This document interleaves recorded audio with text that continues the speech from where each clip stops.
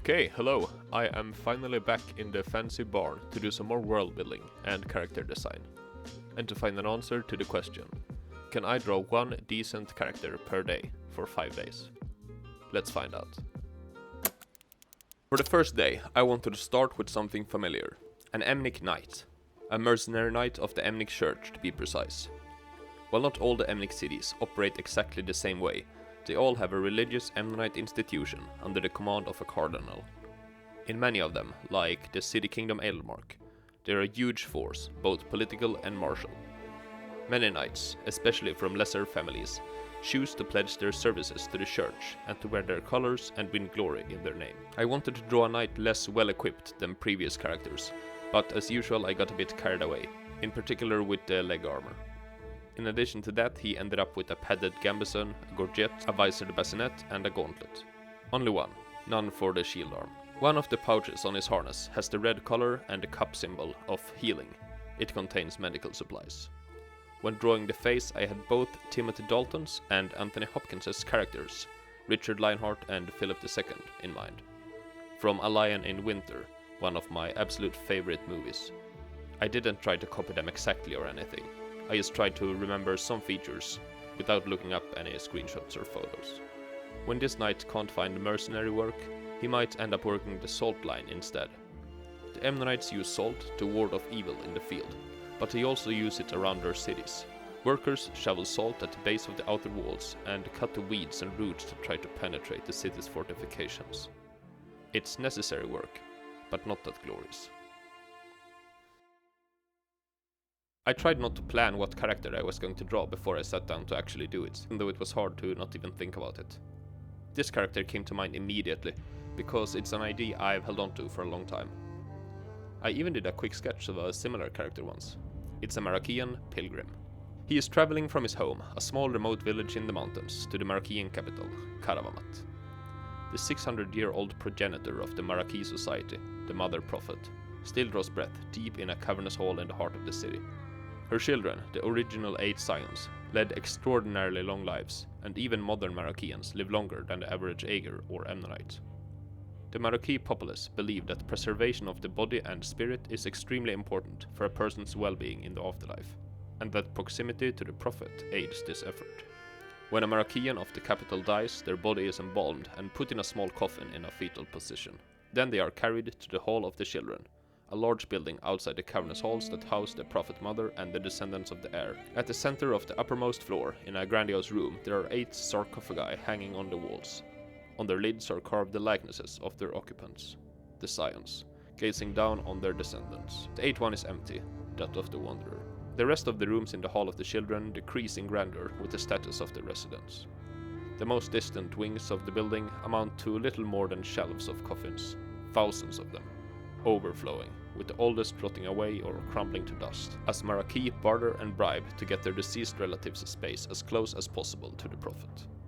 When a person dies in a Marakian village, the remains are traditionally embalmed, the same as in the city, but then placed on a mountain ridge and covered with stones. Some villagers, like today's character, do not settle for this. He is carrying the mummified corpse of his old mother, traveling for weeks to reach the hall and lay her to rest. He's an old smith, and his small and grizzled Giras, mountain horse, is carrying his tool chests. I took inspiration for both their design and contents from the Mestermyr chest, an archaeological find that was lost in a bog on the Swedish island of Gotland during the Viking Age. The pilgrim hopes to do some work in the city to help pay for a good spot in the hall. If he is lucky, the guards will be true to their deal and put the coffin where they say. If he is unlucky, they will throw its contents in a gorge and sell the finely carved wooden box to someone else for a tidy profit.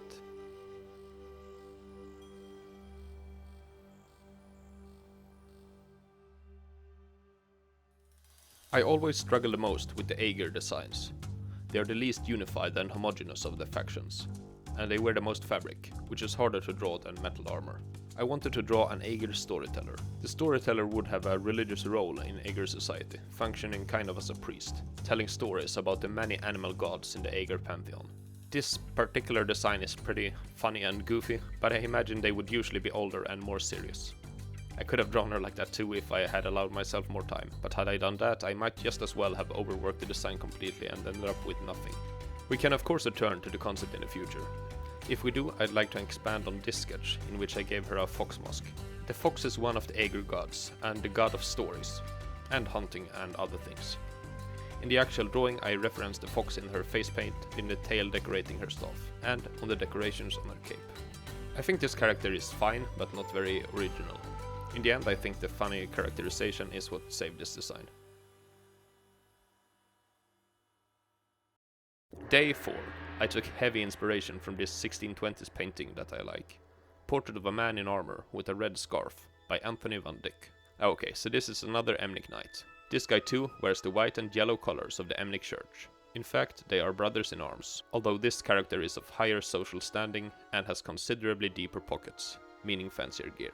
The organization of rank within Emnic forces varies considerably from city to city, and from one campaign organizer to another. Where this guy serves, his skirt-like cloak marks him clearly as a field officer, a captain or the like, with command of a small company of lesser knights. He'd be allowed on the council of the campaign, but wouldn't be expected to have much input. During campaigns through the dangerous Mournish woods, provisions are at a premium. The fewer mouths of non-combatants to feed, the better. Therefore, non-fighting camp followers, servants and the like are kept at a minimum.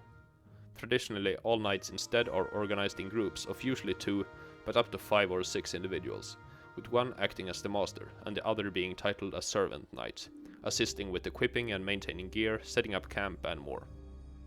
Often these pairs or groups have a close relationship. They can be family, wives or husbands, close friends, political allies or lovers. The knight from day 1 is a servant knight bonded with today's character. As a knight of the modern era, his choice to use a 2-handed longsword, instead of the traditional Emnic setup of arming sword and shield, is likely an influence of the recently appearing Sacrificati Knights and their massive greatswords, so-called Iron Serpents. The banner he is carrying has the church's colors, and its pattern simply denotes what company he is part of. The actual crest of the church is a white sword on a yellow background.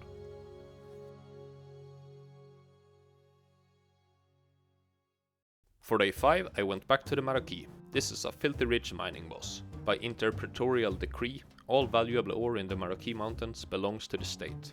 Those that wish to operate a mine can buy or rent ore privilege, a charter granting them the exclusive right to mine a certain claim, in exchange for taxes and a cut of the extracted metal. Typically, ore privilege is only granted to women or men of the House of Palarvino, the brewer, the second scion. All of their mines are the wellspring of all current Maraki wealth and influence. There were still hundreds of years between the founding of their society and the birth of the scions, and the start of Maraki'an mining industry. Although a scion named the Miner exists, hers is a much later and lesser house, and the House of the Miner is no more represented among mine owners than any other branch of the House of the Brewer. So, this character is the head overseer operating a copper mine not far from the capital.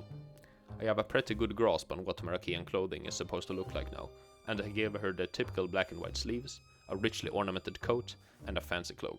Almost everything that's not black or white in this area of the world is dyed in shades of brown and red and orange. To denote this character's personal wealth, her cloak has a hint of burgundy, a much rarer dye. Maraki'ans are not supposed to flaunt their wealth like this, but the miners have become increasingly bold and unorthodox for some time.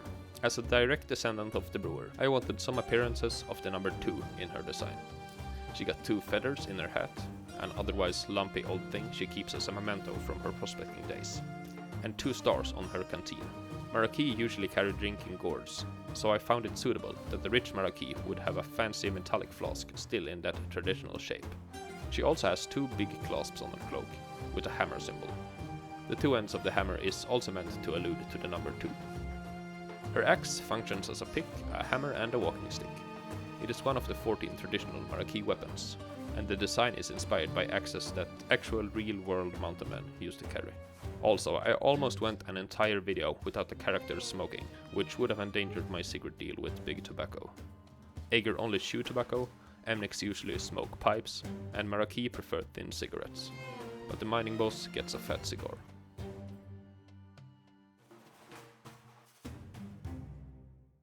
That's it, 5 characters in 5 days.